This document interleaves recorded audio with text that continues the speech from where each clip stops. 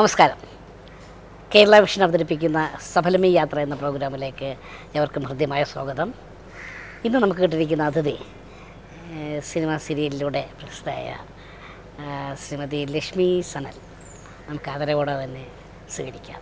നമസ്കാരം. നമസ്കാരം. ചട്ടയും മുണ്ടും ഒക്കെ ആയിട്ട് ഈ വേഷത്തിലിരിക്കുന്ന അപ്പോൾ തന്നെ മനസ്സിലാകും അഭിനയിക്കുകയാണ്. ടി എസ് സജി സാറിൻ്റെ കടമറ്റത്തച്ഛനിൽ എന്ത് വേഷമാണ്? എന്ത് വേഷമാണെന്ന് വെച്ചാൽ ഇപ്പം ക്രിസ്ത്യാനിയാണ്, ചട്ടയും മുണ്ടുമാണ്. എന്ത് കഥാപാത്രമാണ്? ഏലിയാമ്മ എന്ന് പറഞ്ഞൊരു ക്യാരക്ടർ.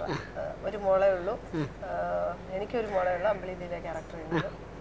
മോളൊരു ഞങ്ങൾ സാധാരണ ഒരു ചെറിയ ഫാമിലിയിലാണ്. അപ്പോൾ വലിയൊരു കുടുംബത്തിലെ ഒരാളുമായിട്ട് പ്രേമമാവുന്നു. നമ്മുടെ ബൈജു ചേട്ടൻ്റെ അതുകൊണ്ട് പ്രേമമാവുന്നു. അങ്ങനെ അമ്മയൊന്നും പറയുന്ന കേൾക്കാതെ ഇറങ്ങിപ്പോകുന്നു. പിന്നെ അയാള് കള്ളത്തര സ്നേഹം കാണിച്ചിട്ട് വരുന്നതാണ്. അങ്ങനെ കുടുംബം വിട്ടിട്ടൊക്കെ മോളെ കളഞ്ഞിട്ട് പോകുന്നു. ആ മോൾ ആ വീട്ടിൽ തന്നെ ജോലിക്ക് വരുന്നു. അപ്പൊ അവിടെ ഞങ്ങൾ വരും. അതിന്റെ വിഷമങ്ങൾ കാര്യങ്ങളും അങ്ങനെയുള്ളത് ഞാനത് കണ്ടു. ഉള്ളിൽ നിങ്ങളെ ആട്ടി പുറത്താക്കുന്ന സീനൊക്കെ അല്ലാതെ ഞാൻ ഷൂട്ടിംഗ് അല്ലാതെ തന്നെ എപ്പിസോഡ് കണ്ടായിരുന്നു. കടലിൻ്റെ അടുത്ത് കൂടെ പോകുന്നതും ഒക്കെ ആയിട്ടുള്ള സീന്. ഗോമാറേട്ടൻ അല്ലെ ഹസ്ബൻഡായിട്ട്. ഗോമാറേട്ടനായിട്ട് ഇതിന് മുമ്പ് ദേവി മഹാത്മ്യം ഉണ്ടായിരുന്നു, അയ്യപ്പൻ ഉണ്ടായിരുന്നു. 2-3 എണ്ണത്തിൽ ഒരുമിച്ച് വർക്ക് ചെയ്തു. ഞങ്ങളായിട്ടും വർക്ക് ചെയ്തു. എൻ്റെ ബ്രദറായിട്ടും മാറായിട്ടും വർക്ക് ചെയ്തിട്ടുണ്ട്. സിന്ദൂര ചിപ്പ് എന്ന് പറഞ്ഞ സീരിയൽ. ഇപ്പോൾ ഏതൊക്കെ സീരിയലാണ്? ഞാൻ ദേവരാഗം, ചക്രവാകം. ദേവരാഗം ആരുടെ? അത് വിക്കി തമ്പി സാറാ ചെയ്യുന്നത്, PMAയുടെ. പിന്നെ ചക്രവാകം, പിന്നെ കടമറ്റത്തച്ഛൻ. അപ്പോൾ 3 സീരിയലുകൾ സ്ഥിരമായിട്ട് പങ്കുവെക്കുക എന്ന് പറഞ്ഞാൽ തന്നെ വളരെ തിരക്കാണ് ഇപ്പോൾ. ഷാജിം സാറിൻ്റെ പൈലറ്റ് ചെയ്ത് വെച്ചിരിക്കുന്നത്. അതേതാണ്? വീണ്ടും നിഴലുകളുടെ സെക്കൻഡ്. അപ്പം ഒരുപടി കയ്യിൽ ഒതുങ്ങാവുന്ന ഒരുപടി സീരിയലുകളുണ്ട് കയ്യിൽ. തുടക്കം എങ്ങനെയായിരുന്നു കലാരംഗത്തേക്കുള്ള? എൻ്റെ അച്ഛനും അമ്മയൊക്കെ നാടകത്തിലുള്ളതായിരുന്നു. അമ്മയുടെ പേര് സേതുലക്ഷ്മി എന്നാണ്, അച്ഛൻ്റെ പേര് അർജുനൻ എന്നാണ്. ഏത് സമിതിയിലായിരുന്നു? സമിതിയിലായിരുന്നു. അത് സൂര്യസോമയിലുണ്ടായിരുന്നു, കൊല്ലം ചൂണയിലുണ്ടായിരുന്നു, പിന്നെ KPC, സങ്കേതന, കുറേ ട്രൂപ്പിലുണ്ടായിരുന്നു. അപ്പോൾ 10th കഴിഞ്ഞപ്പോൾ അമ്മയുടെ കൂടെ ഞാനും നാടകത്തിനകത്തേക്ക് ഇറങ്ങി. അപ്പോൾ 10th പഠിക്കുമ്പോൾ തന്നെ അച്ഛൻ മരിച്ചുപോയി. അങ്ങനെ 10th കഴിഞ്ഞപ്പോൾ അമ്മയോട് നാടകത്തിന് ഇറങ്ങി. അങ്ങനെ നാടകമായിട്ട് ഇങ്ങനെ. അപ്പം ജനിച്ചപ്പോഴേ നാടകമായിട്ടുള്ളൊരു ബന്ധം ഭയങ്കരമായിട്ടുണ്ടായിരുന്നു. അതെ അതെ. 2 ചേച്ചിമാരുണ്ട്, ഒരു ബ്രദറുണ്ട്. 2 ചേച്ചിമാരും നാടകത്തിലായിരുന്നു. അവരുടെ പേര്? ഒന്ന് ബീന, ഒന്ന് ബിന്ദു. അവരിപ്പോൾ സമിതികളുണ്ടോ? ഇല്ല ഇല്ല, ഇപ്പം ഇല്ല. ഇല്ല. അതിപ്പോൾ ഒരു 10 വർഷമായിട്ട് ഇപ്പം മതിയാക്കി. പിന്നെ ബ്രദർ നാടകത്തിലായിരുന്നു, ആർട്ടിസ്റ്റായിരുന്നു.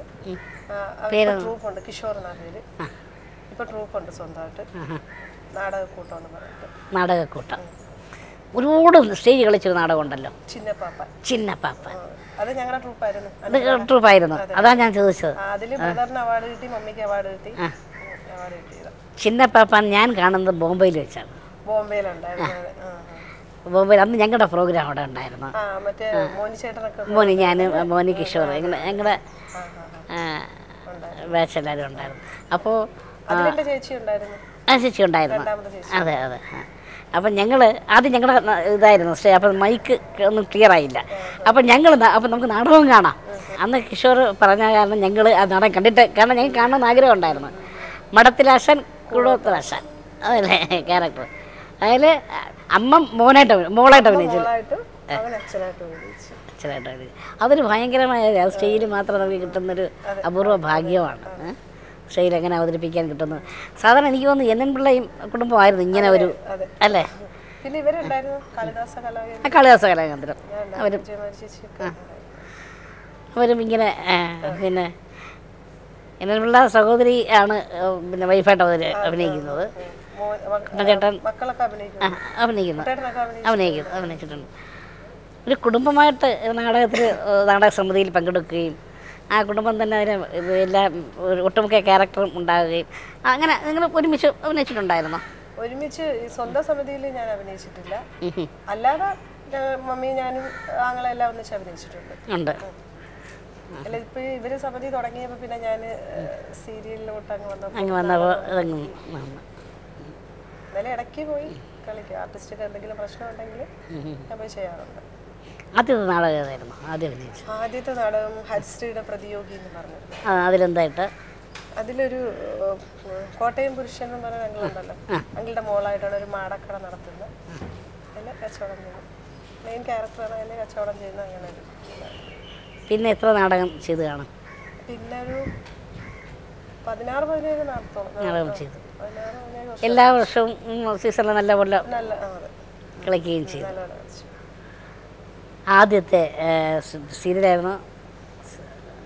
പിന്നെ സീരിയൽ ഏതായിരുന്നു? ഓർമ്മ. ഓർമ്മ. ഇപ്പോഴും ഓർമ്മിക്കാൻ തക്കവണ്ണം ഒരു ഓർമ്മ. നല്ല ക്യാരക്ടറായിരുന്നു അതിൽ. കെ കെ രാജസാറിൻ്റെ ഓർമ്മ നല്ലൊരു ക്യാരക്ടറായിരുന്നു. ആ വർഷത്തോടുകൂടി നാടകം മതിയാക്കി. അപ്പം തന്നെ നമുക്കിതിനകത്ത് ചുവടുറപ്പിക്കാന്നുള്ളത് പിടി കിട്ടി. ഒരു വിശ്വാസമായി. വിശ്വാസമായത്. പിന്നെ എനിക്കങ്ങനെ വർക്കില്ലാതെ ഇരുന്നിട്ടില്ല. ഞാൻ കണ്ടിന്യൂസ് ആയിട്ട് വർക്ക് കിട്ടിക്കൊണ്ടേയിരുന്നു.